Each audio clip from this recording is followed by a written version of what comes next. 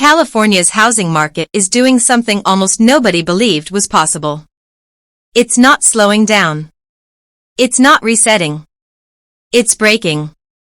You've already seen the flashy headlines, Bay Area bidding wars that turned neighbors into enemies, Southern California fixer-uppers selling for prices that feel fictional, and shoebox-sized condos listed like luxury estates.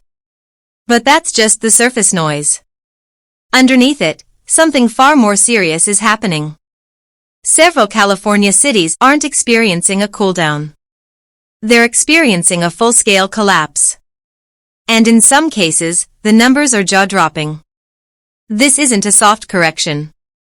This is more like reality crashing the party, fast and without mercy. Behind the palm-lined streets, influencer lifestyles, and overpriced oat milk lattes, the market is being forced back to earth. In certain areas, property values have already been cut in half. Others have lost even more, up to 80% from their highs. Those aren't exaggerations. They're warnings. If you've ever considered buying real estate in California, understanding what's happening next could save you a fortune. And if you already own property in one of these places, buckle up, the smooth ride is over. Make sure you're subscribed, because missing the next signal could be expensive. Number 10, Vallejo. At first glance, Vallejo looks like a loophole in the Bay Area system. Waterfront views. A direct ferry to San Francisco. Prices that almost feel reasonable. For a while, it seemed like a smart move. Then reality showed up. Back in 2021, Vallejo's median home price sat comfortably around $550,000. Fast forward to now, and that number has dropped closer to $330,000, a collapse of roughly 40%. And that's just the average. In some neighborhoods, the fall has been much steeper, with homes selling for nearly 60% less than their peak value.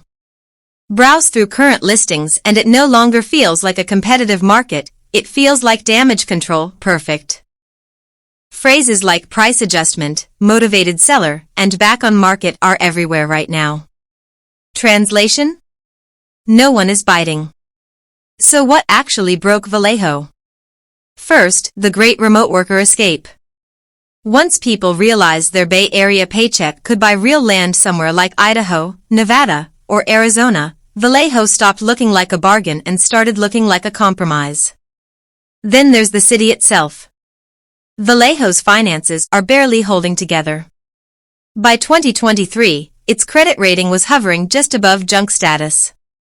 Infrastructure is crumbling, public services are stretched thin, and police response times are long enough that you might reconsider calling at all. Insurance didn't help, it vanished. State Farm pulled out. Allstate wasn't far behind. Owning a home without coverage in a fire-prone state isn't brave, it's reckless. If something goes wrong, filing a claim feels more like a lottery ticket than a safety net. And here's the part that really matters, the people who know Vallejo best are leaving. One longtime resident summed it up online, saying their neighbor literally handed the keys back to the bank and decided it was cheaper to rent in Reno and gamble than keep paying a Vallejo mortgage. That's not a market correction. That's surrender. Now you've got unwanted houses, a city struggling to maintain basics, and insurance costs that spike your blood pressure every time there's a heat wave warning. Still dreaming about affordable Bay Area living? Vallejo just lit that fantasy on fire and pushed it into the Bay. Would you ever buy property in a city that's declared bankruptcy twice and still promises gentrification is right around the corner? Let me know in the comments. At first glance, Vallejo looks like a loophole in the Bay Area system. Waterfront views. A direct ferry to San Francisco. Prices that almost feel reasonable. For a while, it seemed like a smart move. Then reality showed up. Back in 2021, Vallejo's median home price sat comfortably around $550,000. Fast forward to now, and that number has dropped closer to $330,000, a collapse of roughly 40%. And that's just the average. In some neighborhoods, the fall has been much steeper, with homes selling for nearly 60% less than their peak value. Browse through current listings and it no longer feels like a competitive market, it feels like damage control. So what do you do now? Jump in and hope you're catching the bottom? Or sit back, grab the popcorn, and watch from a safe distance? Number 1, San Francisco. And finally, we reach San Francisco, the city that once turned average earners into instant millionaires simply for showing up at the right time. For decades, the Golden Gate effect made real estate here feel invincible. Prices only moved one direction, and anyone questioning that logic was laughed out of the room. That confidence is gone. Let's look at the numbers.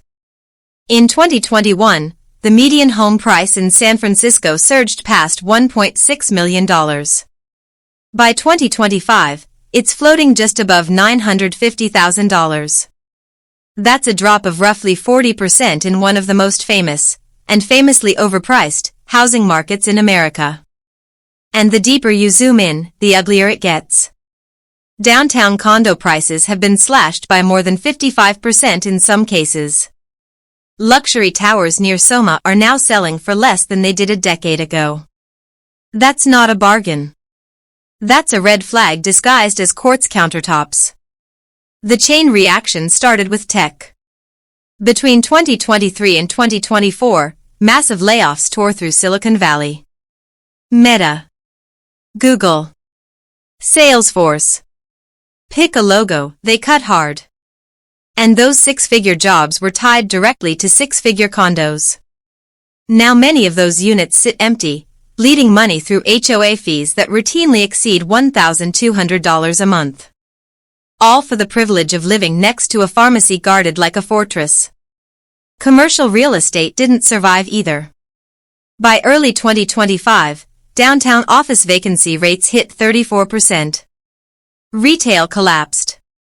Leases turned temporary. And once the business core hollowed out, residential prices followed it straight down. Turns out people don't rush to live in cities where grocery stores close over safety concerns and daytime Uber rides require pepper spray. Then come the taxes. Even as home values fell, property tax bills barely moved.